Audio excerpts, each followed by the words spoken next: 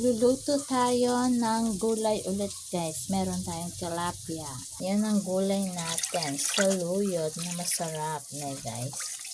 Mag-alamang tayo guys. Bagoong pala to guys. Lagyan natin konti. Lagyan natin guys. Lagyan natin ng tubig. Lagay na natin po itong isda natin guys. Ayan guys. Muntik ko nang makalimutan guys. Lagyan natin ng konting kamyas guys. Para medyo maasim-asim. Lagyan natin ng konting panglinamnam guys. Ayan guys. Halu-haluin natin guys. Sarap nito guys. Ayan guys. Ayan guys. Maya-maya konti, luto na siya guys. Ganyan lang ako magluto ng saluyot. Lagyan natin konting asin. Parang matabang. Yan guys, luto na yung ating nilutong saluyot sa isda.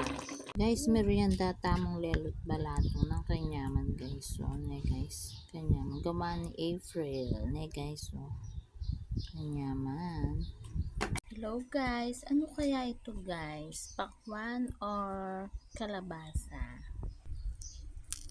Ayan guys. Tikman natin guys. Tikman natin. Matamis nga. Good morning. Nagluto pala akong adobong manok. Ayan, favorite namin, adobong manok na guys.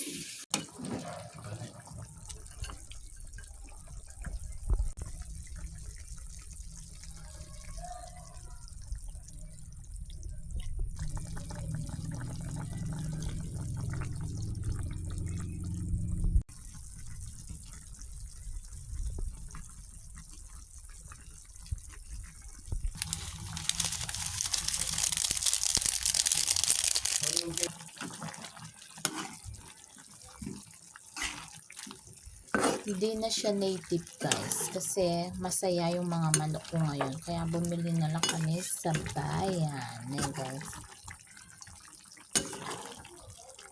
Guys, luto na yung adobong manok ko guys. Ayan guys.